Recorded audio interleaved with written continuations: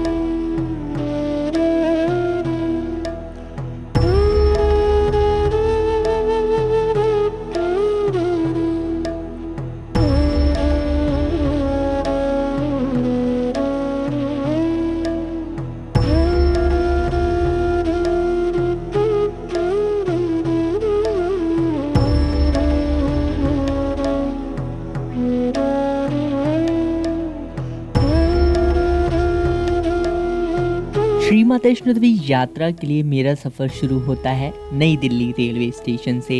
नई Delhi railway station से मैं लेने वाला हूँ उत्तर संपर्क क्रांति ट्रेन, जिसका नंबर है 12445। ये ट्रेन रात को लगभग 8:50 पे नई दिल्ली से बनकर चलती है और सुबह लगभग 7:55 पे आपको श्री माता वैष्णो देवी कटरा रेलवे स्टेशन उतार देती है। मेरे मायने में सबसे अच्छी ट्रेन अगर देखा जाए तो यही है, जिससे कहीं ना कहीं यात्रियों का समय भी बच जाता है। तो मैं अपनी सीट पर फटाफट से सामान रख के माता रानी की पवित्र यात्रा करने के लिए निकल जाता हूँ। और माता रानी की ये यात्रा बहुत ही ज़्यादा अद्भुत रहने वाली है। तो यार जो दीदी जा रही है ना अंदर बैग लेके अभी रेड वाला, इनकी सीट ना कंफर्म ही नहीं थी और इनको लगा सीट कंफर्म है। वो मुझसे पूछने लगे कि भैया हमारी सीट कौन सी है। मैंने कहा ये तो पब्लिक कोटा वेटिंग दिखा रहा है। फिर जब हमने देखा वो वेटिंग में ही थी, क्योंकि मुझे पता था इस समय वेटिंग क्लियर हो ही नहीं सकती, बहुत भयंकर वाली भीड़ है यार ट्रेन में। तो देखते हैं। मैंने कहा भैया बैठ जाओ, माता ने बुलाया है, अब आप पैकिंग करके आए हो। कितना बुरा लगता अगर आप ऐसे ही चले जाते घर। होपफुली माता रानी उनको सीट दिला दे। तो मैंने भाई अपना काम कर दिया, उनको सही सलाह दे के ट्रेन में बिठा दिया।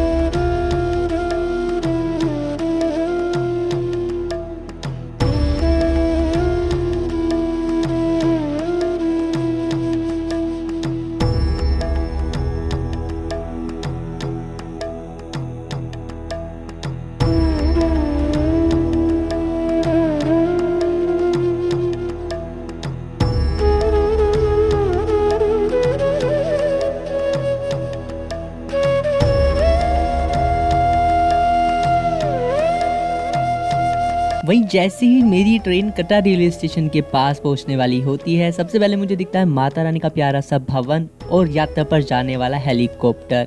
ये दोनों चीजें देखकर ही कहीं ना कहीं मन में एक नई ऊर्जा सी आ जाती है और साथ में मुझे सुनने को मिलता है माता रानी का जयकारा।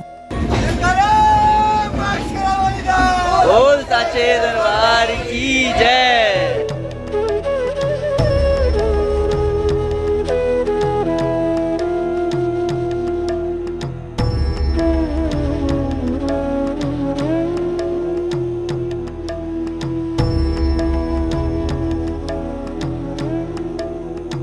जय माता दी, आप सभी का स्वागत है। मैं हूं फिलहाल श्री माता वैष्णो देवी कटरा रेलवे स्टेशन पे और यहाँ प्यारी सी धूप खिल चुकी है। और इधर अगर आप गौर करेंगे यहाँ बर्फबारी यानी कि स्नोफॉल हो चुकी है। वहीं कुछ भक्त ऐसे भी होते हैं जिनकी ट्रेन सिर्फ जम्मू तवी तक ही आती है। कटरा से जम्मू तवी की अगर दूरी की बात करी जाए लगभग 45 से 50 किलोमीटर की दूरी बैठती है, जिसके लिए या तो भक्त बस से आ सकते हैं या फिर पर्सनल टैक्सी करके आते हैं। वहीं अगर आप भक्तों को मेरे द्वारा दी गई जानकारी पसंद आ रही है और घर बैठे ही आप माता रानी की पवित्र यात्रा को महसूस कर पा रहे हैं तो जरूर चैनल को सब्सक्राइब करना ना भूलें, कमेंट में जय माता दी लिखना ना भूलें और ये भी बताना ना भूलें कि आप आप यात्रा करने के लिए कब आ रहे हैं और पहले ही अगर आप यात्रा कर चुके हैं, दर्शन कर चुके हैं, तो आप भक्तों का अनुभव कैसा रहा।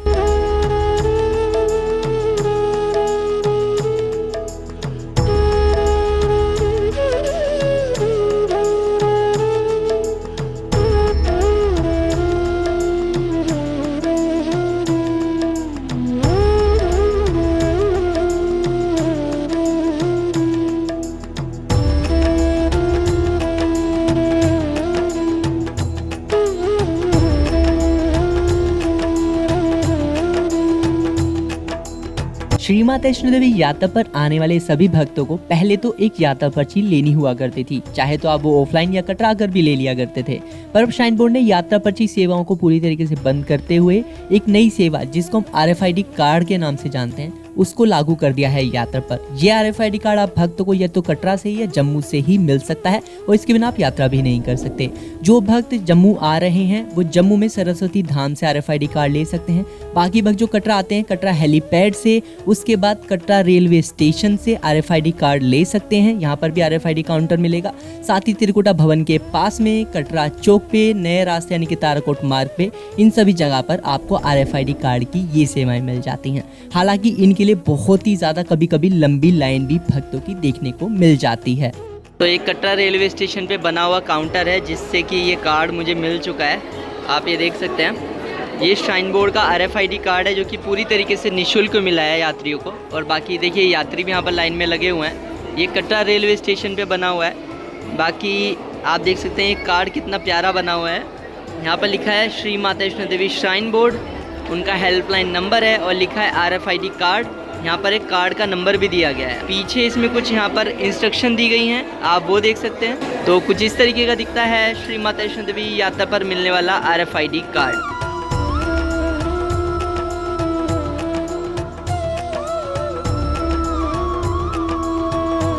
श्री माता वैष्णो देवी यात्रा करने के लिए आप भक्तों को आना पड़ता है या तो कटरा रेलवे स्टेशन या जम्मू रेलवे स्टेशन। ये दोनों ही रेलवे स्टेशन जो हैं जम्मू कश्मीर में बने हुए हैं। और सबसे नियरेस्ट रेलवे स्टेशन जो होगा आपका कटरा रेलवे स्टेशन होगा माता रानी की यात्रा से, जहाँ से श्री माता वैष्णो देवी यात्रा 1 या 2 किलोमीटर दूर रह जाती है। अगर आपकी ट्रेन जम्मू तभी तक आती है, जिसको जम्मू के नाम से भी जाना जाता है। जम्मू की अगर बात करी जाए, कटरा से जम्मू लगभग 50 किलोमीटर दूर रह जाता है, 45 से 50 किलोमीटर, जिसके लिए आप बस भी कर सकते हैं, टैक्सी भी कर सकते हैं और चाहे तो ट्रेन का भी विकल्प आप अपना सकते हैं। जो भक्त कटरा रेलवे स्टेशन पर आते हैं उन्हें कटरा चौक जाना पड़ता है अपनी यात्रा शुरू करने के लिए, यानी कि वैष्णो देवी यात्रा शुरू करने के लिए। कटरा रेलवे स्टेशन से कटरा चौक की दूरी लगभग 2 किलोमीटर की है, जहां पर आप यात्रा भी शुरू कर सकते हैं, अपने लिए होटल भी ले सकते हैं। अगर आप जाना चाहते हैं कटरा चौक कटरा रेलवे स्टेशन से, तो यहाँ से आपको ऑटो की सुविधा मिल जाती है टैक्सी स्टैंड से ही, जो कि 105 रुपये प्रति ऑटो की दर से किराया लेते हैं। एक ऑटो में लगभग 4 लोग तक बैठ जाते हैं। वहीं यहाँ पर कुछ रेट लिस्ट आप देख पा रहे हैं टैक्सी की भी। अगर आपका परिवार ज़्यादा बड़ा है या फिर ज़्यादा लोगों की संख्या में आप आ रहे हैं तो आप बड़ी टैक्सी भी यहाँ पर कर सकते हैं। जैसे ही आप भक्त कटरा या जम्मू रेलवे स्टेशन से बाहर आते हैं तो वहाँ पे आपको ऐसी शॉप मिल जाती है, मोबाइल की दुकानें होती हैं, जहाँ पे आपको यात्री सिम मिलती है। यात्री सिम दरअसल उनके काम आती है जिनके पास प्रीपेड सिम होती है। उनकी सिम यहाँ पर आकर नहीं काम करती, जम्मू कश्मीर में आकर काम नहीं करती बिल्कुल भी। चाहे किसी भी कंपनी की हो, जियो हो, एयरटेल हो, आपका वोडाफोन हो, BSNL हो, कोई भी सिम क्यों ना हो, नहीं काम करती। तो यहाँ से आप अपनी सिम ले सकते हैं और वो सिम 350-400 रुपये में मिलती है। यात्री सिम होती है, अपनी ID आपको दिखानी होती है, आधार कार्ड, वोटर ID कार्ड जैसी चीज़, और वो आपकी 10 मिनट में चालू भी हो जाती है आपकी सिम। रेलवे स्टेशन से बाहर निकल के जगह जगह आपको ढाबे भी मिल जाते हैं, जहाँ पे आप लोग कुछ खा भी सकते हैं, भोजन कर सकते हैं। तो काफ़ी सही व्यवस्था हो जाती है। यहाँ पे आपका कटरा रेलवे स्टेशन आ जाता है और यहाँ से देखिए माता रानी का पूरा भवन, पूरी यात्रा भी दिखती है, इतना पास है। तो अगर आप भक्तों को कटरा की ट्रेन मिलती है आपके राज्य से, आपके शहर से, तो बहुत ही अच्छा हो जाएगा, आप भक्तों को आसानी हो जाती है। और देखिए नए साल के समय कटरा में जगह जगह भंडारा भी होता रहता है, ब्रेड मिल रहे हैं, टोस्ट मिल रहे हैं, भक्तों को चाय मिल रही है।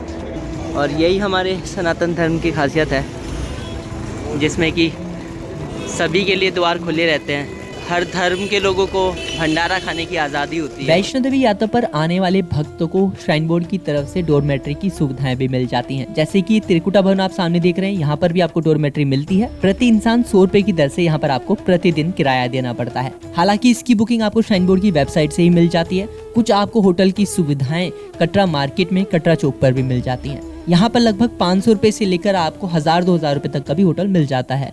फिलहाल अभी बढ़िया तैयार हो चुके हैं नहा धो के, और अब जा रहे हैं कुछ नाश्ता पानी करने के लिए। और जो ढाबा मुझे पसंद आता है वो ये वाला है। कैसे भैया? जय माता दी। हमारे वासु शर्मा जी का ढाबा है। तो भैया की एक छोटी सी तो दुकान है, पर मतलब खाना बहुत बढ़िया मिलता है, एकदम घर जैसा टेस्टी खाना मिलता है। तो रिकमेंड करूँगा आप यहाँ आ सकते हो। वासु शर्मा वैष्णो ढाबा के नाम से है ये। मेन कटरा मार्केट में भैया का ढाबा है, तो आप यहाँ पे एक बार आके ट्राई कर सकते हैं। बिल्कुल आपको पसंद आने वाला है खाना। तो ये आ चुकी जी मेरी 80 रुपये वाली थाली। इसमें हमारे पास राजमा, मिक्स वेज, रायता, सलाद आ गई है, रोटी और चावल अनलिमिटेड है, जितना मर्जी खाओ। बहुत ही घर जैसा स्वादिष्ट टेस्टी खाना है, इसलिए मैं हमेशा यहीं आता हूँ। इवन जो मेरे ग्रुप के लोग आते हैं ना, वो भी यहीं आते हैं। यानी ये कोई प्रमोशन नहीं है भैया का, जनरली जो चीज़ अच्छी होती है मैं आपको सजेस्ट कर देता हूँ। कुछ लोगों का डाउट होता है RFID कार्ड को लेकर। जैसे कि कार्ड है कि अगर हमने कार्ड एक दिन पहले रात में या शाम में ले लिया, अगले दिन हम मॉर्निंग में यात्रा शुरू कर सकते नहीं कर सकते, तो ओब्वियसली कर सकते हैं। ऐसा कुछ भी नहीं है। लोगों के मन में डाउट रहता है कि आप नहीं कर पाएंगे शुरू, तो घबराना नहीं है। मैं यहाँ पर बता देना चाहता हूँ, देखिए कार्ड के पीछे अगर आप इंस्ट्रक्शंस पढ़ेंगे तो यहाँ पर कहीं भी मेंशन नहीं किया श्राइन बोर्ड ने कि इसकी जो वैलिडिटी है सिर्फ 6 घंटे तक ही रहेगी। एक्चुअली श्राइन बोर्ड ऐसा इसलिए बोलता है कि 6 घंटे की वैलिडिटी है, जिससे कि लोग कार्ड लेके ना कटरा में ना रुके रहें, जल्दी से अपनी यात्रा शुरू करें, यात्रा समाप्त करें और फिर रवाना हो अपने घर के लिए, जिससे कि भीड़ इकट्ठा ना हो। वहीं श्री माता वैष्णो देवी यात्रा पर आने वाले ऐसे भक्त जो कि जम्मू से आ रहे हैं, उन्हें जम्मू टैक्सी स्टैंड से या तो सीधा टैक्सी कटरा के लिए मिल सकती है, जो कि लगभग 2 से 2500 रुपए तक की हो सकती है। वहीं वरना जम्मू ISBT जाकर उन्हें बस लेनी पड़ती है, जो कि कटरा चौक तक उन्हें लेकर आ जाती है। बस का किराया 150 रुपए से लेकर लगभग 180 रुपए तक हो सकता है। वहीं जैसे ही आप भक्तों को बस कटरा स्टैंड पर पहुंचा देती है, यहाँ पर आपको दिख जाता है निहारिका कॉम्प्लेक्स। ये आपके लिए काफी ज्यादा महत्वपूर्ण हो सकता है। अगर आप भक्तों के पास कोई भी रुकने की व्यवस्था नहीं है ऊपर यात्रा के लिए, यानी कि अर्धकुंवारी या फिर भवन के लिए, तो यहाँ पर बना इंक्वायरी एंड रिजर्वेशन काउंटर जो आप देख रहे हैं सामने, यहाँ पर आप जाकर ऑफलाइन बुकिंग ट्राई कर सकते हैं, प्राप्त कर सकते हैं। हालांकि ये काउंटर सुबह 6 बजे भक्तों के लिए खुलता है, और जो भक्त सुबह 6 बजे यहाँ पर पहुंच जाते हैं, उन भक्तों को काफी हद तक संभावना होती है कि भवन या अर्धकुंवारी पर उनको रुकने के लिए डोरमेट्री की व्यवस्था मिल जाए। उन भक्तों को बहुत ही ज्यादा संभावना होती है कि भवन या अर्धकुंवारी पर रुकने की कुछ व्यवस्था डोरमेट्री की मिल जाए। वहीं श्राइन बोर्ड की तरफ से भक्तों को कटरा में रुकने का यहाँ पर भी ऑप्शन मिल जाता है, यानी कि निहारिका भवन में अगर आप आते हैं तो यहाँ पर आपको तत्कालीन डोरमेट्री की बुकिंग मिल सकती है, जो कि शक्ति भवन साथ ही आशीर्वाद भवन में मिलती है। हालांकि एक चीज का ध्यान रखना है कि हमेशा आपको ऑफलाइन बुकिंग नहीं मिल पाएगी, तो कोशिश करें 2 महीने पहले सुबह 10 बजे श्राइन बोर्ड की वेबसाइट से आप बुकिंग कर सकते हैं।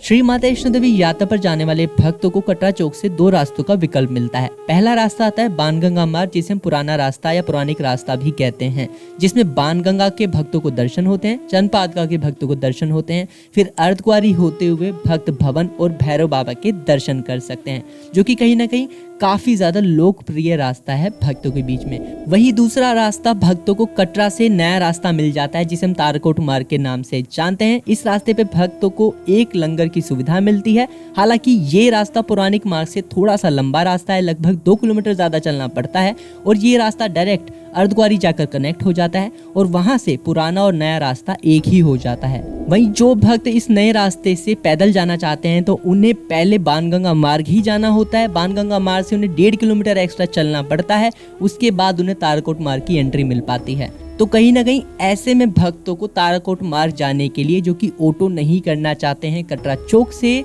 उन्हें काफी ज्यादा चलना पड़ता है। तो फिलहाल मेरी यात्रा शुरू हो गई है भवन के लिए। माता रानी की ये पवित्र यात्रा मैं तो करने के लिए बहुत बहुत बहुत ज़्यादा उत्सुक हूँ, और अगर आप लोग भी उत्सुक हैं इस यात्रा को घर बैठे देखने के लिए, करने के लिए, तो चैनल को सब्सक्राइब करें, शेयर करें और एक बार कमेंट में क्या करना है, जय माता दी लिखना है, तो वो भी आप ज़रूर लिखना ना भूलें। यहाँ से देखिए आपको ऑटो मिल जाते हैं, चाहें तो आप इन ऑटो के माध्यम से बाणगंगा तक पहुँच सकते हैं, जो कि 105 रुपये प्रति ऑटो लेते हैं।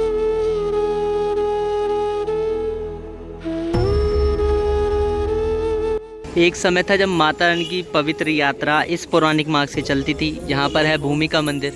अगर आप इस सीढ़ियों से चढ़ते हैं थोड़ा सा ऊपर, तो लगभग 30-40 कदम चलते ही आप एक समतल ज़मीन पर पहुँचते हैं और वहाँ से लगभग 200-300 मीटर आपको चलना पड़ता है। वहाँ पे आपको भूमिका मंदिर मिलता है, जहाँ पर श्रीधर पंडित जी ने माता रानी का भंडारा कराया था और वो पूरी आपने एक पवित्र अद्भुत जो पूरी कहानी है वो माता रानी से जुड़ी सुनी होगी, वैष्णो देवी यात्रा से जुड़ी सुनी होगी, और यहाँ पर ही आ जाता है ये पवित्र सा प्यारा सा मंदिर। वहीं अगर आप भक्तों को मेरे द्वारा दी गई जानकारी पसंद आ रही है और घर बैठे ही आप माता रानी की पवित्र यात्रा को महसूस कर पा रहे हैं, तो जरूर चैनल को सब्सक्राइब करना ना भूलें, कमेंट में जय माता दी लिखना ना भूलें, और ये भी बताना ना भूलें कि आप यात्रा करने के लिए कब आ रहे हैं, और पहले ही अगर आप यात्रा कर चुके हैं, दर्शन कर चुके हैं, तो आप भक्तों का अनुभव कैसा रहा। ये देखिए जी, भक्तों की क्या प्यारी सी आस्था है।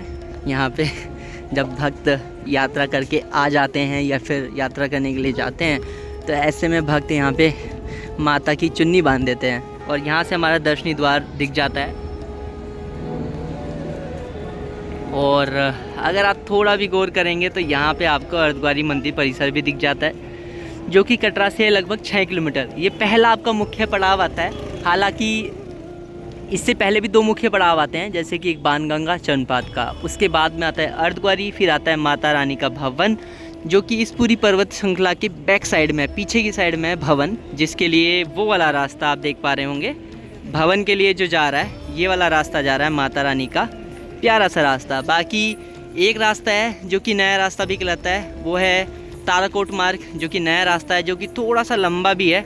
आप देख सकते हैं ये रास्ता जा रहा है, और ये रास्ता जाके वहाँ जाके कनेक्ट हो जाता है, और इस रास्ते के बाद चाहे तो आप अर्धकुंवारी जा सकते हैं, चाहे तो आप वापस भवन के लिए निकल सकते हैं।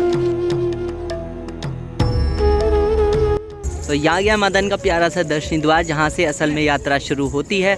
आप देख सकते हैं कितना प्यारा लग रहा है यहाँ पे, और हाई सिक्योरिटी है इस समय यहाँ पे, आप देख सकते हैं।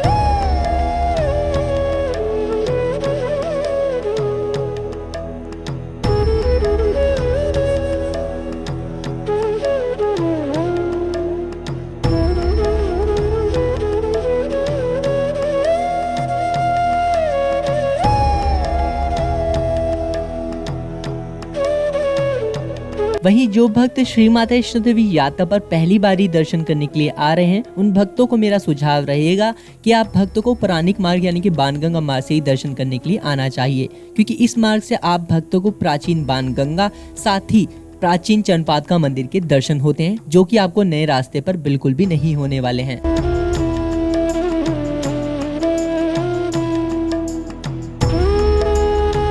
तो इस तरीके से हमारा कार्ड चेक हो जाता है, और अगर आपका यहाँ पे कार्ड चेक हो जाता है तो बस समझिए अब आपकी यात्रा शुरू हो जाती है, और यहाँ से आपकी जो एंट्री है यात्रा के लिए वो हो जाती है। वैष्णो देवी यात्रा पर एंट्री करने के लिए आप भक्तों को चेकिंग करानी पड़ती है। कुछ चीजें यहाँ पर ले जाना बिल्कुल वर्जित है, जैसे कि ड्रोन, लैपटॉप, मोबाइल, टैबलेट, इस तरीके की चीजें कतई भी यात्रा पर अलाउड ही नहीं है। वहीं यात्रा करने के दौरान आप मोबाइल, बाकी सारी चीजें अपने साथ रख सकते हैं, दर्शन के दौरान नहीं। लाल भाई मेरी एंट्री हो गई है और यात्रा पर बहुत ही अच्छा अनुभव है, और मास्क मैंने थोड़ा भी नीचे कर लिया है, क्योंकि मैं जब बोलता हूँ तो बहुत ज़्यादा फॉग जनरेट होता है, और मैंने चश्मा लगाया तो बड़ी दिक्कत होती है। तो यहाँ से वो लोग आ रहे हैं जिन्हें यात्रा करनी है, एंट्री करनी है, और यहाँ से वो लोग जा रहे हैं जो यात्रा कर चुके हैं, और वो अपना RFID कार्ड आगे डाल देते हैं, और उसके बाद ही उन्हें आगे एग्जिट करने दिया जाता है। तो ये बेसिकली पूरी प्रक्रिया है। जब भी मैं श्री माता वैष्णो देवी यात्रा पर पौराणिक मार्ग यानी कि बाणगंगा मार्ग से यात्रा करता हूँ, तो मुझे ये मेरी फेवरेट जगह मिलती है, जहाँ पर मैं अवश्य जल पीकर ही आगे बढ़ता हूँ। जैसे इस जल को पीने के बाद शरीर में एक नई ऊर्जा आ जाती है। जैसे इस जल को पीकर कुछ कदम आप आगे चलते हैं, तो आपको गुलशन कुमार जी का पवित्र भंडारा मिल जाता है, और भंडारे के ठीक सामने ये दुकान, जहाँ पर आप एक जमाने में देखा करते थे कि भक्त सीडी या फिर कैसेट खरीदते हैं माता रानी की भेंटों की। अगर आप सामने गौर करेंगे तो यहाँ पर आप गुलशन कुमार जी का पवित्र भंडारा भी देख सकते हैं।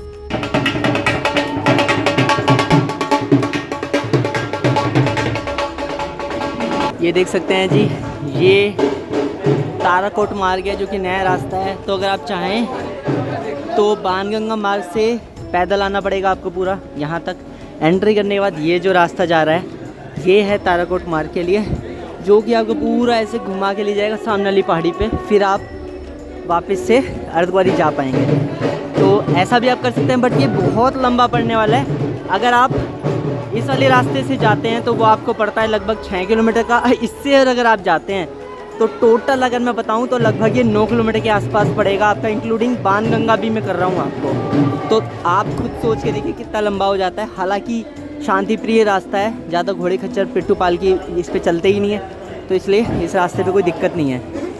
तो काफ़ी बढ़िया है ये भी रास्ता। एंड यहाँ पे गुलशन कुमार जी का भंडारा।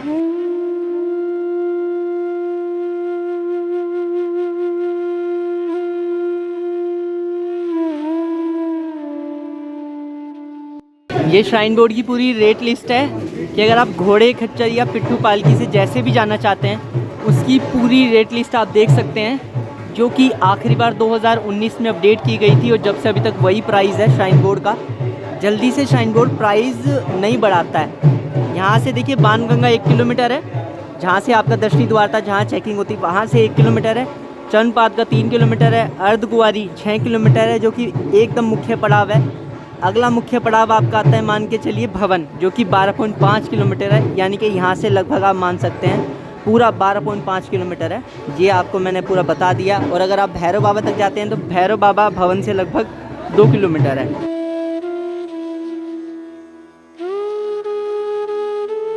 इस तरीके की ये पालकी होती हैं जो कि आपको लेके जाती हैं। जो बूढ़े लोग हैं, जो ज़्यादा देर घोड़े पे नहीं बैठ सकते या बैक में जिनकी दिक्कत है, ज़्यादा बीमार है, वो इन पे बैठ सकते हैं। इस तरीके की पालकी पे देखिए बैठ सकते हैं। इसको 4 लोग लेके जाते हैं। भैया क्या रेट है इसका अर्धकुंवारी तक का? 1800। अर्धकुंवारी 1800। और भवन का रेट क्या है? 3150। 3150 भवन का। और भवन से भैरव बाबा 1050। 1050। और अगर डायरेक्ट मान के चलो आने जाने का करेंगे तो कितना पड़ेगा? 8000 आने जाने का है पूरा, इंक्लूडिंग भैरव बता रहे हो आप, आना जाना ये बता रहे हो आप। ये बच्चे की कार है, प्रेम जिसे हम कहते हैं। इसमें बच्चा बैठ के जाता है, जैसे अंकल जी से चला के लेके जाएंगे, है ना अंकल जी। एक इसमें बैग आपका रखा जाएगा नीचे, इधर बैग रखने की व्यवस्था होती है। एक बैग अंकल जी भी ले लेते हैं। कुल मिला के 1-2 बैग होगा आपका, समाधान हो जाता है, बच्चा बैठ जाता है। अर्धकुंवारी तक का इसका क्या रेट है अंकल? 340 अर्धकुंवारी का। और भवन का कितना रेट है? 540। और आपका भैरव तक 240 एक्स्ट्रा उसमें ऐड हो जाते हैं। 540 में 240 आपके एक्स्ट्रा ऐड हो जाएंगे। ये रहेगा टोटल। देखिए यहाँ पे घोड़े का स्टैंड भी बना हुआ है, जिस पे कि आप आराम से बैठ के भवन अर्धकुंवारी तक जा सकते हैं। यहाँ पे कुछ दुकानें मिल जाती है जिन पे आपको ज़रूरत के सारे सामान, जैसे जूते चप्पल टूट जाते हैं कई बार, कैप मिल जाती है, ग्लव्स हैं, ये सारी चीज़ें आपको यहाँ मिल जाती हैं। जो लोगों को चढ़ने में दिक्कत है डंडे भी ले सकते हैं।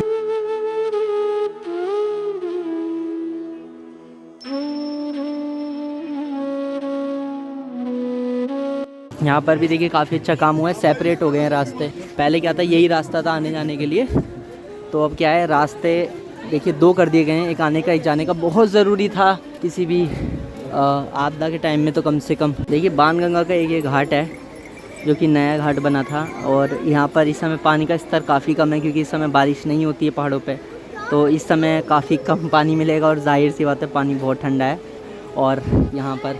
और बाकी एक घाट आगे मिलता है आपको, जिस घाट में जाके आप नहा सकते हैं, जिसको हम गीता घाट के नाम से जानते हैं। तो गीता घाट में आप जाके स्नान कर सकते हैं, जो कि बहुत ही साफ़ सुथरा सुंदर घाट है। तो मैं रिकमेंड करूँगा कि आप लगभग आधा किलोमीटर आगे जाके गीता घाट में स्नान कीजिए, वो घाट आपके लिए बहुत ही बढ़िया रहेगा। तो जैसे जैसे अब यात्रा शुरू करते हैं, ऐसे आपको बीच में स्टेयर्स मिलती हैं जिन पे कि लिखा होता है कि कितनी सीढ़ियाँ हैं। अगर मैं आपको गौर करके दिखाऊं, देखिए यहाँ पे लिखा है 425 सीढ़ियाँ हैं।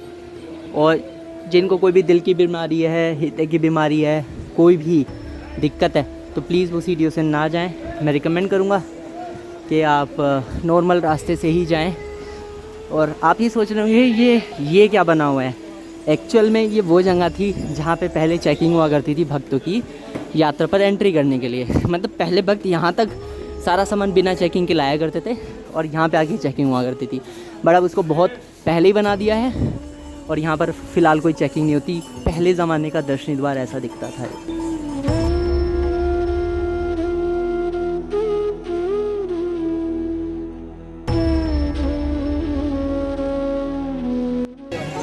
जब आप यात्रा शुरू करते हैं तो कुछ ढाबे भी मिलते हैं जहाँ पे आप अच्छे से भोजन वगैरह कर सकते हैं। और यात्रा शुरू करने के आधा किलोमीटर के अंदर में आपको देखिए कि ATM मिल जाता है, जो कि हर जगह नहीं मिलेगा। एक यहाँ मिलेगा, अर्धकुंवारी मिलेगा, भवन, सांझी छत, आपको इन जगह ATM मिल जाएगा। फिर भी कोशिश करें कि आप कैश लेकर आएँ, क्योंकि यहाँ पे ना तो हर जगह कार्ड एक्सेप्ट होगा, ना ही हर जगह UPI फ़ोनपे वगैरह चलता है आपका। तो इन चीज़ों का आपको खास ध्यान रखना होगा।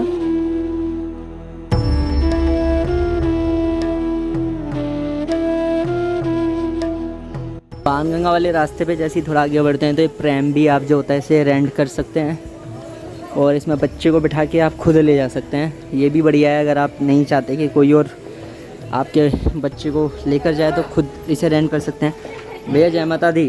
भैया इसका क्या रेंट रहता है, एक बार आप थोड़ा यात्री को बता दीजिए। 200 रुपये रेंट है इसका, अप डाउन का 200 रुपये रेंट है। मतलब 2 दिन के लिए 200 रुपये आप ले रहे हो बेसिकली। 3 दिन 4 दिन मतलब 3 दिन 4 दिन तक 200 रुपये ही लोगे आप टोटल सिर्फ अप डाउन में। ये काफ़ी बढ़िया बताया भैया ने। इसकी सिक्योरिटी कितनी रखते हो आप? 2000 रुपये इसकी सिक्योरिटी रहती है। वापस आओगे तो अपना 1800 रुपये आपको वापस मिल जाएंगे। ये भी बढ़िया है। मतलब आप क्या कर सकते हो, रेंट कर सकते हो बच्चे को बिठा के। इसमें एक बैग भी आ जाएगा बच्चे का, या बड़ा भी बैग आ जाता है। तो इसमें लोगों का सवाल ये रहता है कि अगर हम प्रैम जो है उसको रेंट कर लेते हैं, जो कि 200 रुपये अप डाउन का है, 2 या 3 दिन 4 दिन जितने भी लगते हैं हमको, उसका सिर्फ 200 रुपये, तो उसको आप दर्शन के टाइम पे कहाँ रखेंगे? उसकी सिक्योरिटी का क्या होगा, मतलब कौन देखेगा उसे? तो घबराने की ज़रूरत नहीं है।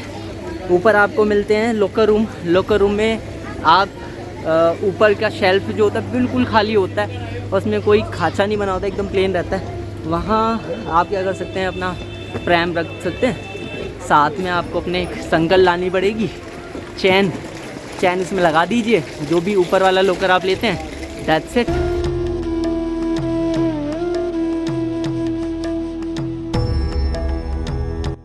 तो फिलहाल हम पहुंच चुके हैं बाणगंगा का घाट, जो कि सबसे बढ़िया घाट है। गीता मंदिर के पास में ही बना है, इसे इसलिए गीता घाट के नाम से भी जानते हैं। और यहाँ पर अंदर आपको चेंजिंग रूम मिल जाते हैं, बैठने की यहाँ पे व्यवस्था मिल जाती है।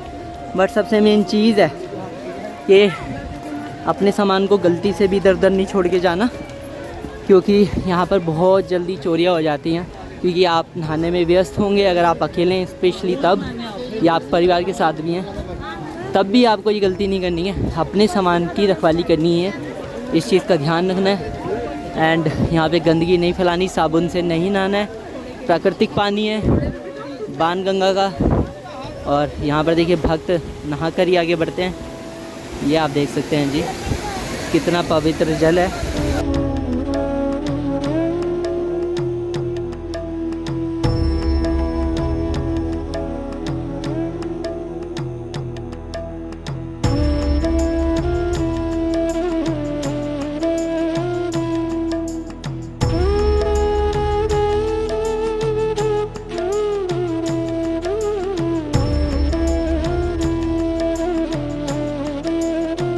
बाणगंगा के इस गीता घाट पर यहाँ पर आपको चेंजिंग रूम मिल जाते हैं, जो कि आप ठीक सामने देख पा रहे हैं। और यहाँ पर भी नहाने की देखिए काफ़ी सही व्यवस्था है।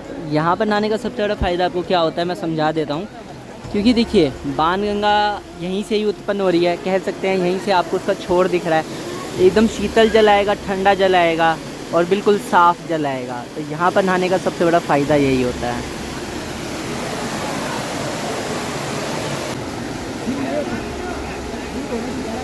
माता रानी की पवित्र यात्रा से जुड़ी जो बाणगंगा की कहानी है वो मैं बता देता हूँ। जब हनुमान जी माता रानी के साथ त्रिकुटा पर्वत की ओर आगे बढ़ते हैं तो उन्हें अचानक से प्यास लगती है। वो माता रानी से आग्रह करते हैं कि माता रानी जल का प्रबंध किया जाए।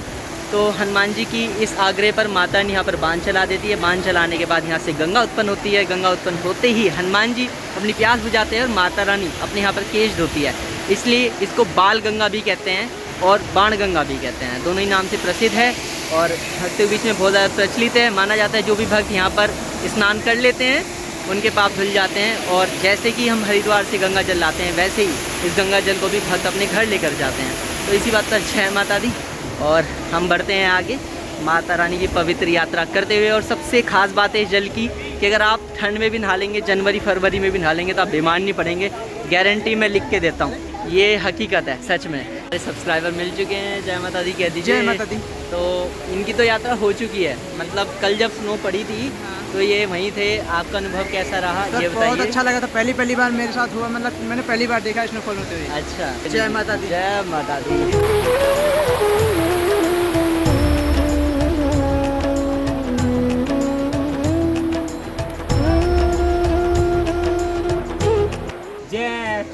जल्दी कर दो। ये देखिए जी, इनका RFID कार्ड, इनका भी RFID कार्ड बन चुका है।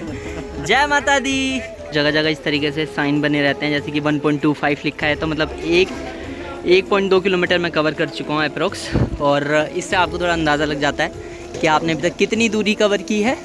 तो ये काफ़ी अच्छी बात हो जाती है आप सभी के लिए। जैसे ही आप बाणगंगा से कुछ कदम दूर आते हैं तो यहाँ पर आ जाता है एक गीता मंदिर। श्री माता वैष्णो देवी यात्रा पर आने वाले भक्तों के लिए सबसे अच्छी बात होती है कि यात्रा पर सभी सुविधाएं भक्तों को मिलती हैं। साथ ही यात्रा भक्तों के लिए 24 घंटे 7 दिन खुली रहती है, यानी कि कोई भी ऐसा दिन नहीं होता है जिसमें भक्तों को यात्रा पर दर्शन करने का अनुभव प्राप्त नहीं होता है, जो कि काफी अच्छी बात है। यात्रा करने के दौरान भक्त कुछ तो पैदल भी चलते हैं, कुछ भक्त घोड़े पिट्ठू पालकी के सहारे से भवन या अर्धकुंवारी मंदिर तक पहुंच जाते हैं, जिससे कहीं ना कहीं यात्रा भी काफी आसान होती है। वहीं अगर आप भक्तों को मेरे द्वारा दी गई जानकारी पसंद आ रही है और घर बैठे ही आप माता रानी की पवित्र यात्रा को महसूस कर पा रहे हैं, तो जरूर चैनल को सब्सक्राइब करना ना भूलें, कमेंट में जय माता दी लिखना ना भूलें।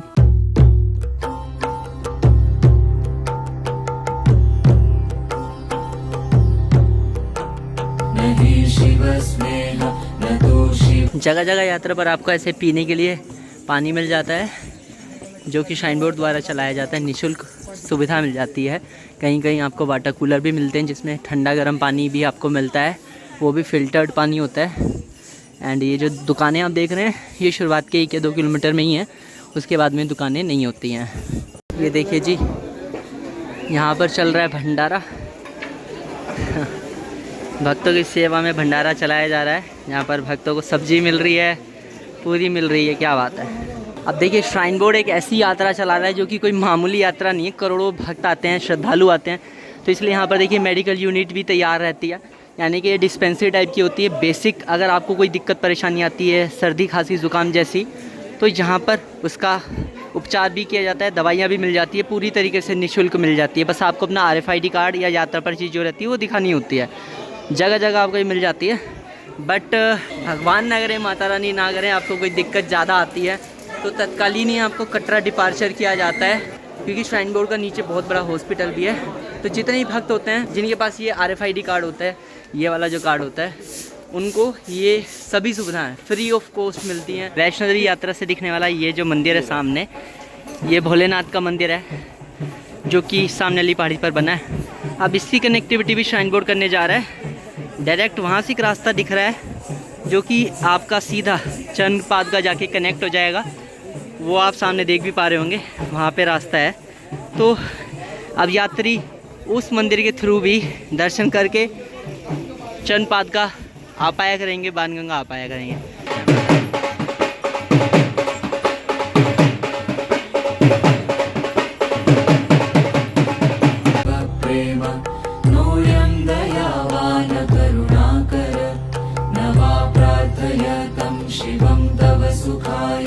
शिव तु संपूर्ण परिपूर्णता हि शिव, नहि शिव स्नेह न तु शिव प्रेम, नोऽयं दयावान करुणाकर न वा प्रार्थयतम्। ये देखिए जी, यात्रा पे भी आपको गोलगप्पे मिल जाते हैं, और यहाँ पे महिलाएं तो गोलगप्पे खाने से पीछे रहती नहीं है।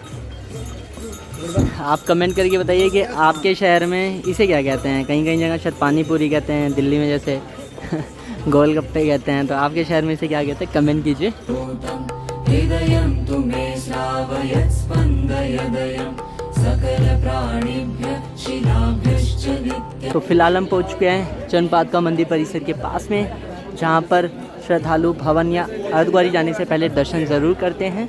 यहाँ की बहुत ज़्यादा मान्यता मानी जाती है। श्री माता वैष्णो देवी यात्रा पर सालाना करोड़ों श्रद्धालु दर्शन करने के लिए आते हैं। जब भक्त भवन की ओर आगे बढ़ रहे होते हैं तो अवश्य चंद्रपाद का मंदिर के दर्शन कर ही भक्त आगे जाते हैं। माना जाता है कि जो भी भक्त माता के पवित्र पद चिन्हों के दर्शन कर लेता है उनको अवश्य फल प्राप्त होता है। और माता के पवित्र दर्शन भी आप सभी भक्त सामने कर पा रहे हैं। मंदिर की कहानी भी बहुत ही ज्यादा अद्भुत है। माना जाता है कि जब माता रानी त्रिकुटा पर्वत की ओर आगे बढ़ रही थी तो इस स्थान पर माता रानी ने भैरव को पीछे मुड़कर देखा था, जिसके बाद यहाँ पर माता रानी के पद चिन्ह के दर्शन आज भी भक्तगण कर सकते हैं। वेदयितुमिमं संसारपाशं चतुरोऽहं किन्तु तन्त्रजाले पतं न शक्नोम्यहं कर्तुं यत्किमपि मह्यं विविधानि तन्त्राणि शतद्वादशानि वेदयितुमिमं संसारपाशं चतुरोऽहं किन्तु तन्त्रजाले पतं न शक्नोम्यहं कर्तुं यत्किमपि मह्यम्। और यहाँ पर इस समय भंडारा भी हो रहा है, जो कि नए साल के समय तो कम से कम हर जगह लगभग देखने को मिल ही जाता है। यात्रा पे भी ये देख सकते हैं जी, माता रानी का पवित्र प्रसाद है, अद्भुत प्रसाद है। भंडारे की बात ही अलग होती है। तो यात्रा पे कुछ प्राइवेट होटल या रेस्टोरेंट आप कह सकते हैं वो खुल चुके हैं, पहले भी हैं ऑलरेडी, और अब धीरे धीरे और भी श्राइन बोर्ड खोल रहा है। बट यहाँ पर आपको प्योर वेज खाना मिलता है, बिना गार्लिक के, बिना अनियन के। ये सबसे बढ़िया बात है। नोऽयं दयावान करुणाकर न वा प्रार्थयतं शिवं तव सुखाय शिव तु सम्पूर्ण परिपूर्णता हि शिव। यात्रा पे आपको कुछ मेडिकल स्टोर की सुविधा भी मिल जाती है। यहाँ पर आप कुछ बेसिक चीज़ें ले सकते हैं, बेसिक दवाइयाँ ले सकते हैं, जो कि काफ़ी बढ़िया बात है। मैं रिकमेंड करूँगा गन्ने का जूस वगैरह कुछ इस तरीके की चीज़ें पीजिए। जय माता दी भाई। क्योंकि जैसे गन्ने का जूस पीते हैं तो इससे सच में एनर्जी आती है। कुछ भी आप मीठा खाएंगे यात्रा के दौरान बहुत एनर्जी आती है, कोई भी आप ट्रैक क्यों ना करें। श्रुत्वा सर्वाणि मधुराणि वचनानि दृष्ट्वा सर्वाणि महदर्शनानि ज्ञात्वा च सर्वाणि मधुचेतनानि नष्टोऽहं तस्य वैभवेन अनभूवयं नान्य अस्य समानं न हि शिवस्मि। वहीं माता रानी की पवित्र यात्रा के दौरान आप भक्तों को ऐसा अनुभव भी होगा जहां पर कुछ भक्त यात्रा को पैदल कर रहे हैं तो कुछ लेटकर यात्रा को पूर्ण करना चाहते हैं। यहाँ पर देख सकते हैं कि कितनी ज्यादा कठिन परिश्रम से भक्त माता रानी की पवित्र यात्रा कर रहे हैं, जिससे कहीं ना कहीं अटूट विश्वास के साथ माता रानी के प्रति अटूट श्रद्धा भी भक्तों के मन में दिख जाती है। निश्चल शिवम् अस्य निश्चलत्वेन आकृष्टोऽहम् अयमेव मार्गम् इति अमन्ये। तो हमारी गए माता भी देखो वैष्णो देवी यात्रा पे चल पड़ी हैं, तो बढ़िया है। गौ माता सोच रही होंगी कि घोड़े जा रहे तो भाई मैं क्यों नहीं जा सकती, और पॉइंट तो बनता है यहाँ पे।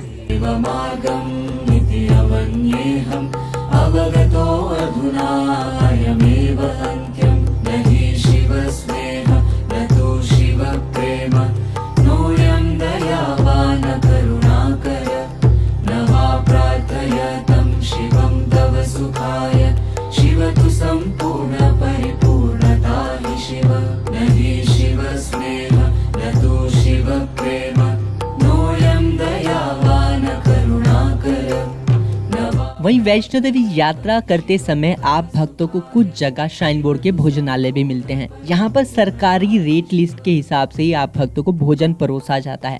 कुछ जगह तो आपको सिर्फ स्नैक्स या चाय मिलती है और कुछ जगह आपको प्रॉपर खाना मिल जाता है।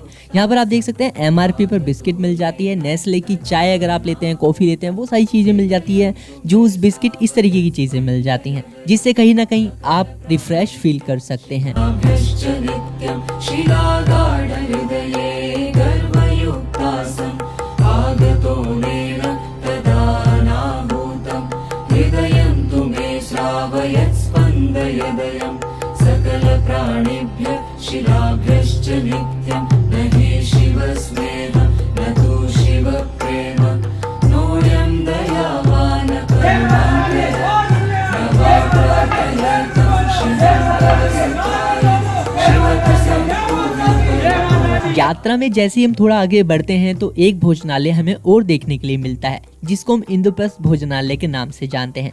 यहाँ से भक्तों को दो रास्ते का चुनाव मिलता है। एक रास्ता तो सीधा अर्धकुंवारी की ओर जाता है और एक रास्ता भवन परिसर की ओर जाता है। इसलिए यहाँ पर काफी सारे भक्त पहले तो विश्राम करते हैं, कुछ खान पान करते हैं, उसके बाद ही आगे बढ़ते हैं। यहाँ पर भी काफी नॉर्मल रेट पे आप भक्तों को खाना मिल जाता है। यहाँ पर सेल्फ सर्विस के तौर पर ही आप भक्त खुद से जाकर पर्ची कटवाते हैं और आप खाना भी खुद ही लेते हैं। ये काफी अच्छी सुविधा होती है श्राइन बोर्ड की। काफी अच्छी तरीके से यहाँ पर आपको सस्ते रेट पर खाना दिया जाता है। वहीं अब वो रास्ता आ चुका है, वो पॉइंट आ चुका है जहाँ से आपको दो रास्तों का चुनाव मिलेगा। अगर आप उल्टे हाथ की ओर मुड़ जाते हैं तो हिमकोटी मार्ग से होते हुए आप भवन जा सकते हैं। वहीं अगर आप सीधे मार्ग की ओर जाते हैं, जो कि आपको सीधा वहां दिख रहा है, ये रास्ता सीधा अर्धकुंवारी की ओर जाता है। जो भक्त उल्टे हाथ की तरफ रास्ते पर मुड़ जाते हैं, जो कि हिमकोटी मार्ग है, भवन की ओर जा रहा है, वहां से भक्तों को बैटरी कार की सुविधाएं मिल जाती हैं। आप भक्तों को बता देना चाहता हूं, माता रानी की पवित्र यात्रा पर भक्तों को अर्धकुंवारी से भवन और भवन से अर्धकुंवारी के बीच में बैटरी कार की सेवाएं मिलती हैं। ये सेवाएं कटरा से नहीं चलती हैं, इस चीज का ध्यान रखना है। और एक चीज का भी ध्यान रखना है, जो भी भक्त इन बैटरी कार में बैठकर अर्धकुंवारी से भवन की ओर जाना चाहते हैं, उन्हें ऑनलाइन बुकिंग ही करानी चाहिए। आप देख सकते हैं यहाँ पर भक्तों की भारी भीड़ देखी जा सकती है। इस बैटरी कार का अर्धकुंवारी से भवन जाने का किराया है 354 रुपए। वहीं वापसी में ये किराया 234 रुपए प्रति यात्री की दर से श्राइन बोर्ड द्वारा लिया जाता है। ये बैटरी कार पूर्ण रूप से श्राइन बोर्ड द्वारा चलाई जा रही है, तो ध्यान रखना है कि आपको ऑनलाइन बैटरी कार की बुकिंग कराकर आनी है। 2 महीने पहले ये बुकिंग शुरू हो जाती है। ऑनलाइन बुकिंग कराने के लिए लिंक आप भक्तों को डिस्क्रिप्शन में साथ ही आपकी स्क्रीन पर भी मिल जाएगा। वहीं बैटरी कार की सेवाएं भक्तों के लिए सुबह 8 बजे से लेकर रात को 10 बजे तक के लिए चलाई जाती हैं, जिससे कि कहीं ना कहीं भक्त अपना सफर काफी जल्दी कर पाते हैं, किफायती तरीके से कर पाते हैं। वहीं मैं ये यात्रा पूर्ण रूप से पैदल कर रहा हूँ, इसीलिए मैं पहले अर्धकुंवारी मंदिर परिसर जाने वाला हूँ, आपको वहाँ का नजारा दिखाऊंगा। उसके बाद ही भवन परिसर की ओर मैं आगे बढ़ने वाला हूँ। वहीं अगर आप भक्तों को मेरे द्वारा दी गई जानकारी पसंद आ रही है और घर बैठे ही आप माता रानी की पवित्र यात्रा को महसूस कर पा रहे हैं, तो जरूर चैनल को सब्सक्राइब करना ना भूलें, कमेंट में जय माता दी लिखना ना भूलें। अर्धकुंवारी मंदिर परिसर से लगभग 100 मीटर पहले एक विश्राम स्थल बना है, जहाँ पर कुछ भक्त विश्राम भी करते हुए देखे जा सकते हैं। वहीं रात के समय जिन भक्तों के पास कोई रुकने की व्यवस्था नहीं होती है, तो वो या तो धर्मशाला में या इन्हीं विश्राम स्थल में रुक जाते हैं। मंदिर परिसर के पास की अगर बात करी जाए, यहाँ पर आपको काफी सारी खाने पीने की दुकानें मिल जाती हैं। साथ ही आप भक्तों को श्राइन बोर्ड का भोजनालय भी देखने के लिए मिल जाता है।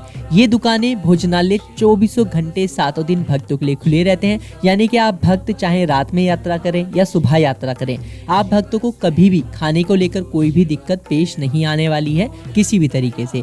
यात्रा पर आने वाले सभी भक्तों को बता देना चाहता हूँ, खासकर कि अर्धकुंवारी मंदिर परिसर में जो भी भक्त आते हैं, तो यहाँ पर भक्तों को एक माता रानी की प्राचीन गुफा के दर्शन होते हैं, जो कि काफी ज्यादा छोटी गुफा है और भक्तों को दर्शन करने के लिए अपना ग्रुप नंबर लगाना पड़ता है। और यहाँ पर आप भक्तों को बता देना चाहता हूँ कि ग्रुप नंबर आने के लिए आप भक्तों को कम से कम 2 दिन तक का या 3 दिन तक का भी यहाँ पर वेटिंग टाइम देखने को मिल सकता है। इसलिए आप भक्त अपनी पर्ची लेकर भवन की ओर पढ़ सकते हैं। वहीं आपको अर्धकुंवारी मंदिर परिसर के पास में ये शैलपुत्री भवन देखने को मिल जाता है, जिसके अंदर भक्तों को डोरमेट्री की सुविधाएं मिल जाती हैं। बिल्कुल सही सुना आपने, जो भक्त ये सुविधाएं प्राप्त करना चाहते हैं, यानी कि अर्धकुंवारी मंदिर परिसर के पास रुकना चाहते हैं, तो आप यहाँ पर ऑनलाइन बुकिंग पहले ही करा सकते हैं। साथ ही यहाँ पर 2 रास्तों का चुनाव भक्तों को करना पड़ता है अर्धकुंवारी मंदिर परिसर से। एक रास्ता जो कि हाथीमथा होते हुए भवन जाता है और एक रास्ता जो कि भक्तों को हिमकोटी मार्ग से होते हुए भवन ले जाता है। हिमकोटी मार्ग वाला जो रास्ता है, जो कि नया रास्ता भी कहलाता है, काफी ज्यादा सरल माना जाता है भक्तों के लिए। तो कहीं ना कहीं आप भक्तों को हिमकोटी मार्ग से ही यात्रा करने के लिए जाना चाहिए, भवन के लिए जाना चाहिए। आगतो मेन तदानाभूतं हृदयं तु मे श्रावयत् स्पन्दयदयं सकल प्राणिभ्यः शिलाभ्यश्च नित्यं न हि शिवस्नेहः न तु शिवप्रेम नोऽयं दयावान् करुणाकर न वा प्रार्थयत्। अब मैं बढ़ रहा हूँ आगे भवन के लिए, जो कि यहाँ से है लगभग 6 किलोमीटर, 5.5 से 6 किलोमीटर, और जिसमें आपको लगभग 2 से ढाई घंटा ही लगेगा। काफ़ी आसान रास्ता है। अगर आप हिमकोटी मार्ग से जाते हैं तो वो सबसे ज़्यादा आसान रास्ता है। हाथीमथा मार्ग से अगर आप जाएंगे, जो पौराणिक रास्ता है, वो बहुत कठिन कह सकते हैं। तो बेटर रहेगा आप हिमकोटी मार्ग से जाएं, काफ़ी जल्दी पहुंच जाएंगे। तो चलते हैं आगे। जय माता दी। शिव तु वहीं जो भक्त पौराणिक मार्ग यानी कि बाणगंगा मार्ग से ना आकर नए रास्ते से आते हैं, जिसे हम ताराकोट मार्ग भी कहते हैं, तो उन्हें यहाँ पर आकर दो रास्तों का विकल्प मिल जाता है। एक रास्ता सीधा भवन की ओर जा रहा होता है और दूसरा रास्ता अर्धकुंवारी मंदिर परिसर की ओर जा रहा होता है। वहीं आप देख सकते हैं किस तरीके से छोटे छोटे बच्चे भी माता रानी की पवित्र यात्रा कर रहे हैं, जैसे कि कहीं ना कहीं हम भी कभी बचपन में किया करते थे। ये चीजें माता रानी की पवित्र यात्रा पर ही आपको देखने के लिए मिलती हैं। ये रास्ता देखिए अर्धकुंवारी से होकर आ रहा है। अगर आप यहाँ से अर्धकुंवारी जाना चाहते हैं तो जा सकते हैं और डायरेक्ट यहीं से भवन भी जाया जा सकता है। किन्तु तन्त्रजाले पतं न शक्नोम्यहं कर्तुं यत्किमपि मह्यं न हि शिवस्मेह न तु शिव। अर्धकुंवारी मंदिर परिसर से भवन जाने के लिए सबसे आसान रास्ता तो है हिमकोटी मार्ग, जो कि नया रास्ता कहलाता है। इस रास्ते पर बैटरी कार की सेवाएं भी भक्तों के लिए चलाई जाती हैं श्राइन बोर्ड द्वारा।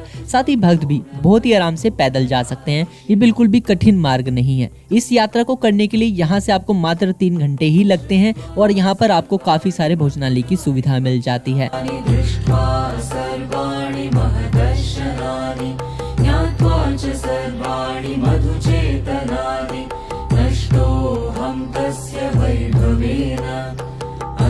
और एक गलती बिल्कुल भी ना करें कि बंदर जहाँ हो वहाँ बिल्कुल भी कुछ ना खाए, वरना गारंटेड 99.9% बंदर आपका खाना ले जाएगा।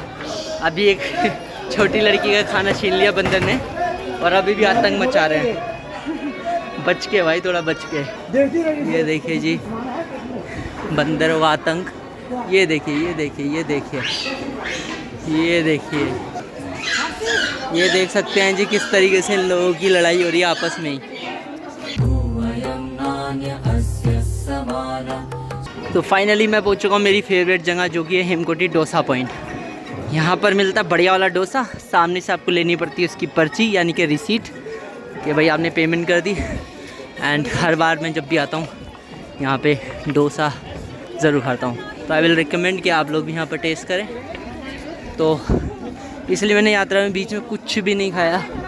एंड अब मैं यहाँ से पहले पर्ची कटवा लेता हूँ। ये सेल्फ सर्विस होती है यहाँ पे, होटल वाला सिस्टम नहीं है कि कोई आपको ला के देगा। पूरी रेट लिस्ट है जिसमें कि चाय 7 रुपये की हो जाती है, विदाउट शुगर वाली भी मिल जाएगी, कॉफ़ी है, मिल्क है बच्चों के लिए, मसाला डोसा जो कि 50 रुपये का हो गया, एक समय पे 40 का था। बट हाँ मटेरियल महंगा हो गया, श्राइन बोर्ड भी क्या करे। प्लेन डोसा 40 का है, राजमा राइस 45, करी राइस 45, पूरी चना 40, पानी की बोतल 15 रुपये की है। सोचिए इतनी ऊंचाई पर 15 की बोतल है, जबकि दिल्ली में 20 की मिलती है। तो कुछ इस तरीके की रिसीट मेरी आ चुकी है। अब चलते हैं मसाला डोसा लेने के लिए इस साइड। चित्वा सर्वाणि मधुराणि वचनानि दृष्ट्वा सर्वाणि महदर्शनानि ज्ञात्वा च सर्वाणि मधुचेतनानि नष्टोऽहं तस्य वैभवे। फ़िलहाल आ चुका है डोसा, जो कि 50 रुपीज़ का है। एंड इसमें ये मिल चुका है सांभर, चटनी एंड डोसा। तो डोसा तो खा लिया भाई मैंने, बढ़िया था, टेस्टी था एंड एनर्जेटिक था। अब बारी है चाय की। चाय मिलेगी सामने से। तो ये आगे जी हमारी चाय 7 रुपये की मात्र। यहाँ शहर में लोग ना 10 रुपये का छोटा सा वो मिलता है कप आजकल, और यहाँ 7 रुपये में इतना बड़ा ग्लास है, इतना बड़ा, देख सकते हैं। न तु शिव प्रेम नोऽयं दयावान करुणाकर न वा प्रार्थयतं शिवं तव सुखाय।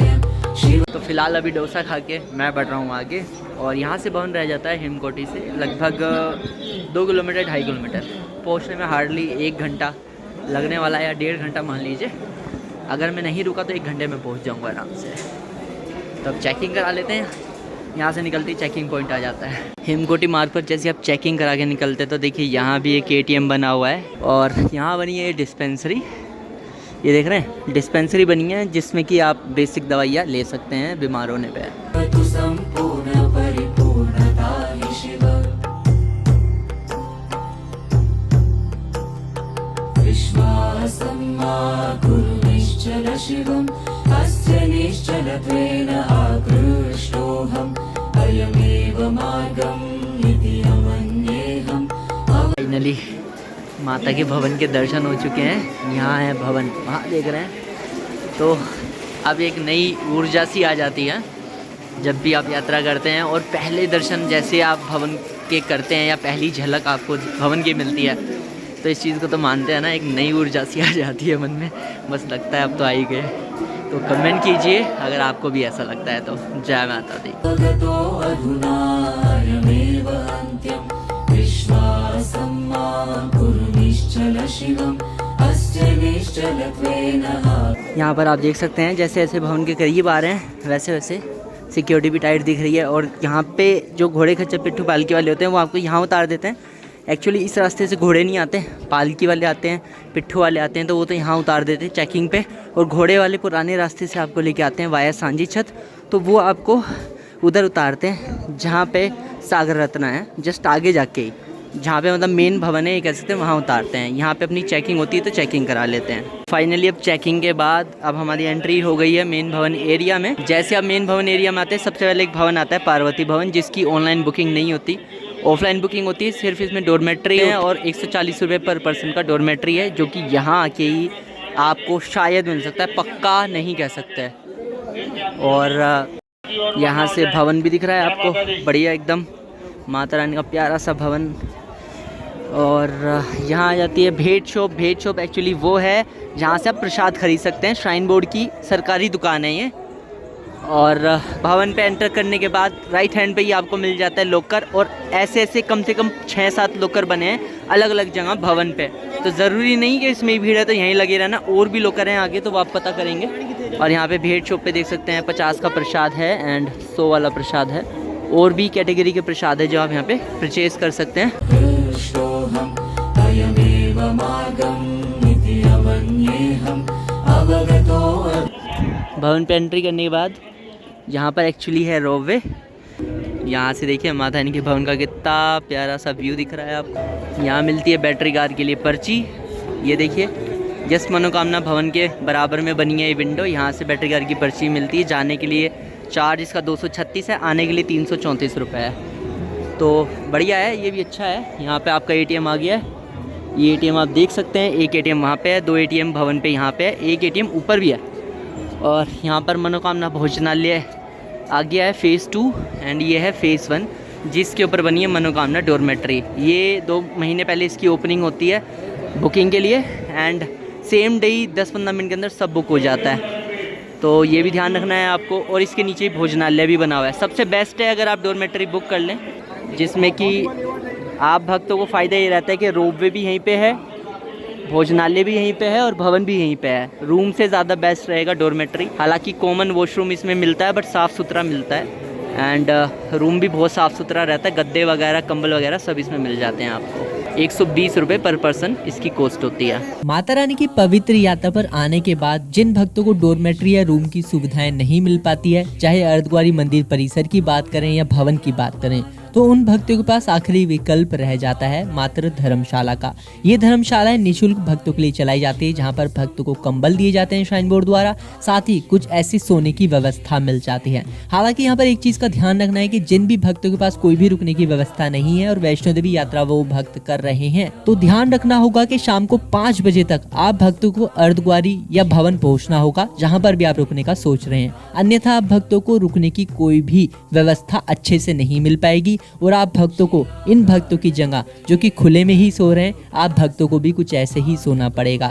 हालांकि श्राइन बोर्ड भी यहाँ पर विवश है, क्योंकि माता रानी की पवित्र यात्रा पहाड़ों पर ही स्थित है और पहाड़ों पर ज्यादा कंस्ट्रक्शन ना किए जाने की वजह से भक्तों को सोने की कम जगह मिल पाती है। यही बड़ा कारण है कि मैं आप भक्तों से निवेदन करता हूँ कि यात्रा पर आने के लिए आप भक्त कम से कम 2 महीने पहले प्रोग्राम बनाएं और ऑनलाइन श्राइन बोर्ड की वेबसाइट से बुकिंग कर लें डॉर्मेट्री या फिर रूम की, जिससे कि आप भक्तों को कोई भी दिक्कत नहीं आएगी। आज है 1 जनवरी 2023, नए साल के समय मैं जा रहा हूँ माता रानी के पवित्र दर्शन करने के लिए। इस समय मैं हूँ भवन पे, वैष्णो देवी यात्रा पे। तो आप सभी को मेरी तरफ से नए साल की बहुत बहुत बधाइयाँ। और हम सज धज के नहा धो के अब जा रहे हैं दर्शन करने के लिए। तो पहले दर्शन कर लेते हैं, फिर आपसे बात करेंगे, क्योंकि लाइन बहुत ज़्यादा लंबी है। नमः प्रार्थयतं शिवं तव सुखाय शिव तु सम्पूर्ण परिपूर्णता हि शिव नहि शिव स्नेह न तु शिव प्रेम नोऽयं दयावान करुणाकर नमः प्रार्थयतं शिवं तव सुखाय शिव तु सम्पूर्ण परिपूर्णता हि शिव।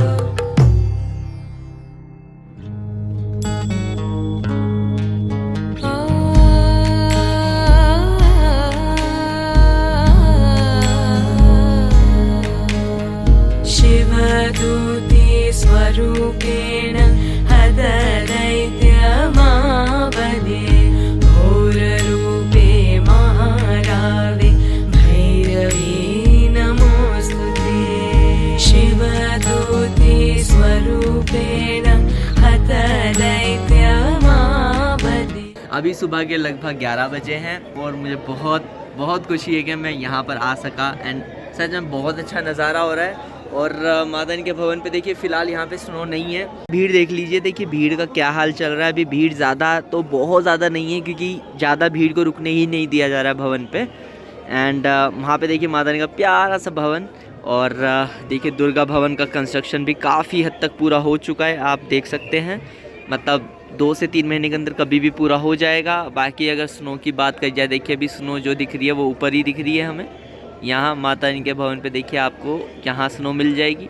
थोड़ी बहुत स्नो ऊपर के पहाड़ों पे यहाँ आपको देखने को मिल जाएगी, बट क्योंकि धूप आ रही है इस समय, धूप की वजह से सारी स्नो पिघल जाती है।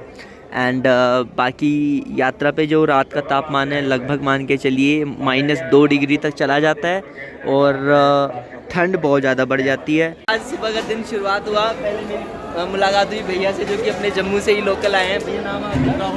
राहुल भैया हैं हमारे, इनको थोड़ा वेट कराना पड़ा, उसके लिए माफ़ी। और हमें और सारे सब्सक्राइबर मिले जो हमारे ही दिल्ली से आए हैं। दिल्ली वाले माता रानी को छोड़ते ही नहीं। जय माता दी।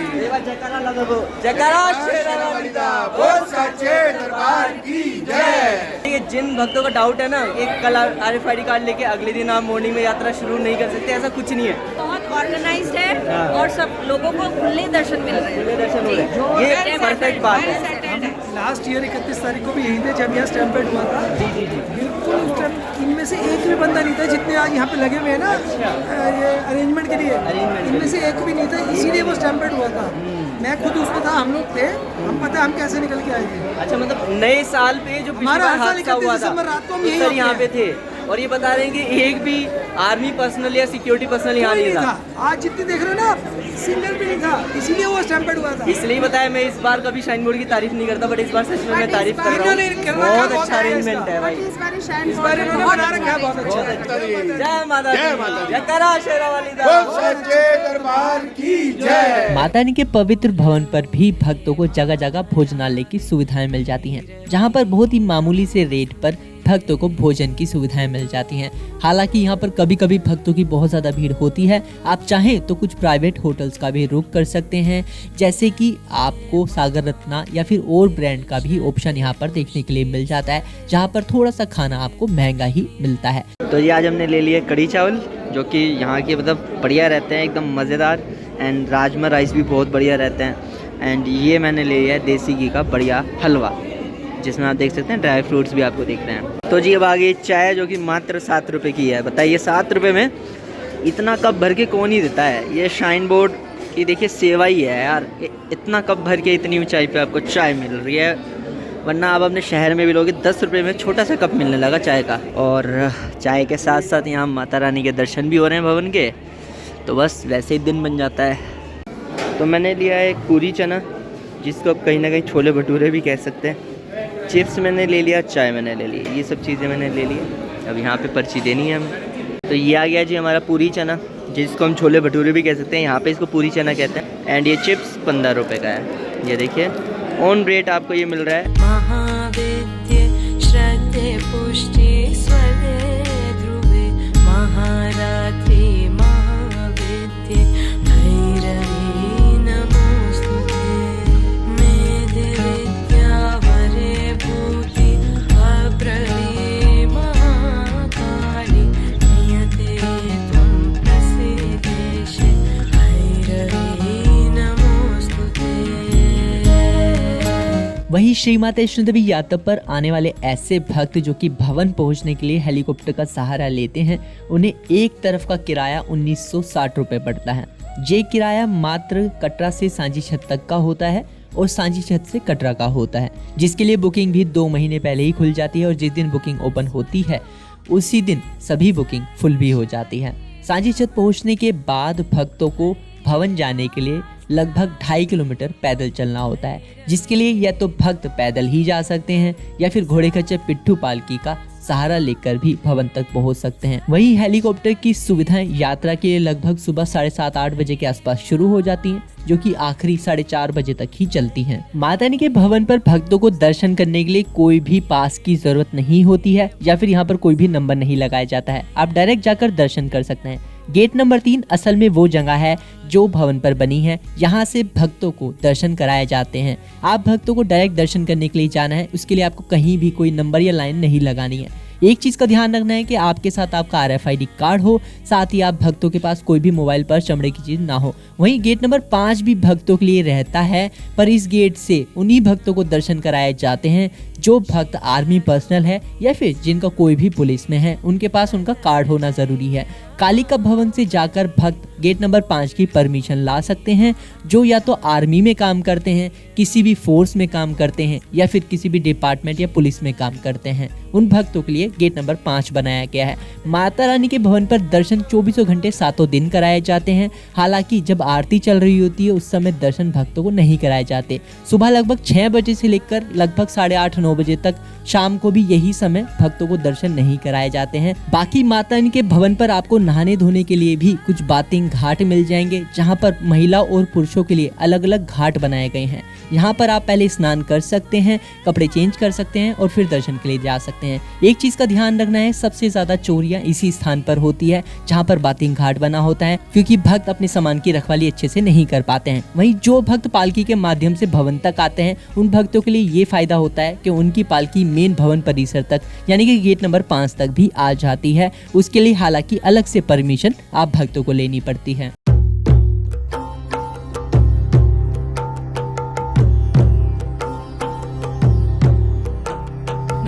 शिव स्नेह न तो शिव प्रेम नोऽयं दयावान करुणाकर न वा प्रार्थयतं शिवं तव सुखाय शिव तु सम्पूर्ण परिपूर्णता हि शिव न हि शिव स्नेह न तो शिव प्रेम नोऽयं दयावान करुणाकर न वा।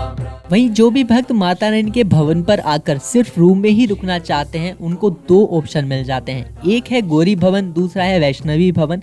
जैसे आप भवन से भैरव बाबा की चढ़ाई पर चढ़ते हैं लगभग 200 से 300 मीटर, तब जाकर ये भवन आपको मिलते हैं। भवन पर जैसे ही आप पहुंचते हैं तो कुछ इस तरीके के आपको रूम देखने के लिए मिलते हैं, जो कि बहुत ही ज्यादा साफ सुथरे होते हैं और काफी अच्छी सुविधाएं आप भक्तों को मिल जाती हैं। यहाँ पर कोई भी प्राइवेट रूम की सुविधा नहीं है, यानी कि श्री माता वैष्णो देवी यात्रा पर लगभग 13.5 किलोमीटर लंबी यात्रा पर आपको कोई भी प्राइवेट होटल की सुविधा नहीं मिलती है। इस चीज़ का ध्यान रखना है। अगर आप ये रूम बुक कराना चाहते हैं तो इनका कुछ ये प्राइस है, और बुकिंग कराने के लिए आपको श्राइन बोर्ड की वेबसाइट से 2 महीने पहले ही जाकर बुक करना होगा। ऑन द स्पॉट आप भक्तों को कोई भी बुकिंग नहीं मिलती है। वहीं पार्वती भवन पर आप भक्तों को डोरमेट्री की बुकिंग मिलती है, साथ ही मनोकामना भवन पर भी आपको डोरमेट्री की बुकिंग मिलती है, जो कि 2 महीने पहले ही ऑनलाइन माध्यम से बुक किए जाते हैं। हालांकि आप भक्तों को बता देना चाहता हूँ कि जो आप रूम बुक करने का सोचें भी तो काफी ज्यादा वो दूर आपको पड़ते हैं मुख्य भवन से। वहीं मेन भवन पर आपको कालिका भवन परिसर भी देखने के लिए मिलता है, जिसमें आपको काफी कम बुकिंग मिलने के चांसेस होते हैं, क्योंकि ऑनलाइन तो इनकी बुकिंग होती ही नहीं है। वहीं श्रीधर भवन का भी कुछ ऐसा ही हाल है। चतुरोऽहं किन्तु तन्त्रजाले पदं न शक्नोम्यहं कर्तुं यत्किमपि मह्यं विविधानि तन्त्राणि शतद्वादशानि वेदयितुमिमं संसारपाशं चतुरोऽहं किन्तु तन्त्रजाले पदं न शक्नोम्यहं कर्तुं यत्किमपि मह्यं न हि शिवस्नेह न तु शिवप्रेम नोऽयं दयावान करुणाकर न वा प्रार्थयतं शिवं तव सुखाय शिव। भक्तों के लिए अच्छी अपडेट ये है कि दुर्गा भवन का जो फर्स्ट फ्लोर है वो खुल चुका है भक्तों के लिए, एंड ये माइनस में बने हुए हैं सारे फ्लोर्स, -1, -2, -3 इस तरीके से करके।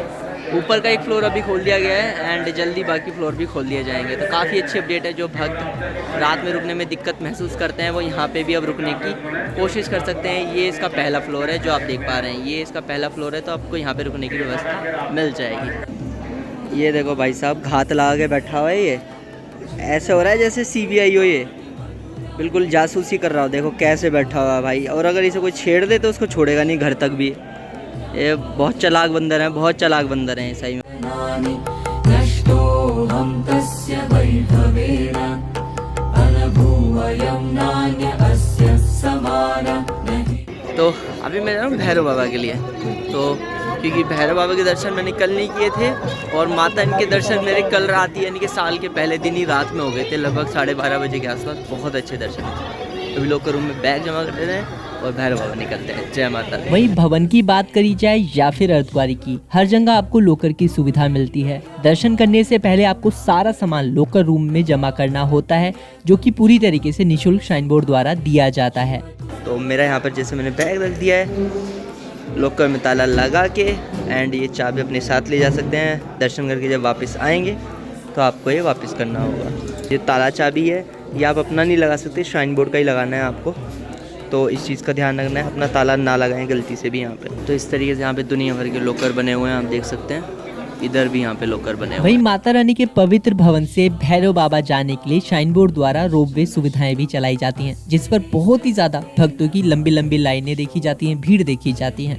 हालांकि अगर आप पैदल भवन से भैरव बाबा भी जाते हैं तो लगभग आपको 1 घंटे का सफर करना पड़ता है और लगभग 1.5 किलोमीटर चलना पड़ता है। मात्र भवन पर अगर आप देखें, रोपवे के लिए ही भक्तों को 1-1, 2-2 घंटा लाइन में लगे रहना पड़ता है। हालांकि बुजुर्ग भक्तों के लिए ये काफ़ी ज़्यादा लाभकारी होता है। अगर आप भक्त भी माता रानी के पवित्र भवन से भैरव बाबा जाना चाहते हैं रोपवे के माध्यम से, तो उसके लिए आपको 100 रुपये का टिकट लेना होगा। उसके लिए आप भक्तों को खुद भवन में आकर खुद लाइन में लगकर ही टिकट लेना होगा, यानी कि ऑनलाइन टिकट की कोई भी व्यवस्था यहाँ पर नहीं की गई है श्राइन बोर्ड द्वारा।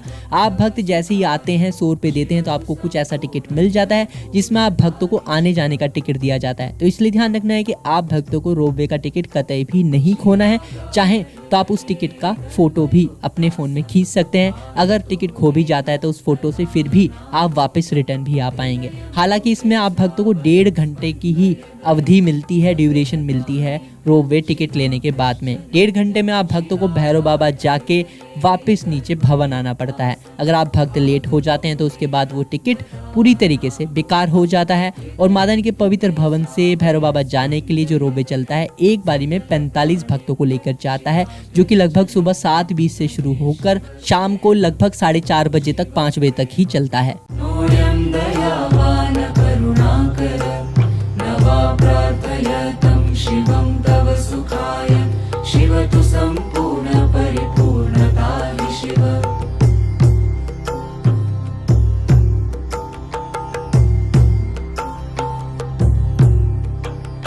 विविधानि तन्त्राणि शतद्वादशानि भेदयितुमिमं संसारपाशं चतुरोऽहं किन्तु तन्त्रजाले। क्योंकि रोपवे की बहुत लंबी लाइन है तो मैं भैरव बाबा जाने के लिए पैदल ही जाने वाला हूँ। रोपवे की लाइन में नहीं लगूंगा।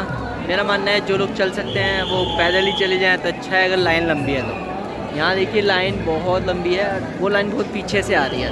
तो चलते हैं एक बार भैरव बाबा पैदल ही। जय माता दी। किमपि मह्यं न हि शिवस्नेहं न तु शिवप्रेम नोऽयं दयावान करुणाकर। जय माता दी। हमारे मित्र हैं। आज और- पहली बार इससे मिलने का मौका मिला सर है। आपका शुभ नाम क्या है सर? विशाल। विशाल जी कहाँ से आए जम्मू सर से आप? ही, जम्मू से। विशाल जी जम्मू से आए हैं और हमारे सब्सक्राइबर हैं डिवोशन पॉइंट के। सर दर्शन अभी तक किया आपने? हाँ, एक बार आज कर, एक एक बार हो गए। तो दर्शन कैसे हुए आप? बढ़िया, बहुत बढ़िया। जय माता दी सर। नवा प्रार्थयतं शिवं तव सुखाय शिव तु सम्पूर्ण परिपूर्णता हि शिव। श्रुत्वा सर्वाणि मधुराणि। वहीं अगर आप भक्त चाहें तो भवन से भैरव बाबा जाने के लिए पैदल भी यात्रा कर सकते हैं। घोड़े कच्चे पिट्ठू पालकी से भी अपनी यात्रा को आसान बना सकते हैं, जिसकी सुविधा 24 घंटे चलती है। वहीं अगर आप भक्तों को मेरे द्वारा दी गई जानकारी पसंद आ रही है और घर बैठे ही आप माता रानी की पवित्र यात्रा को महसूस कर पा रहे हैं, तो जरूर चैनल को सब्सक्राइब करना ना भूलें, कमेंट में जय माता दी लिखना ना भूलें।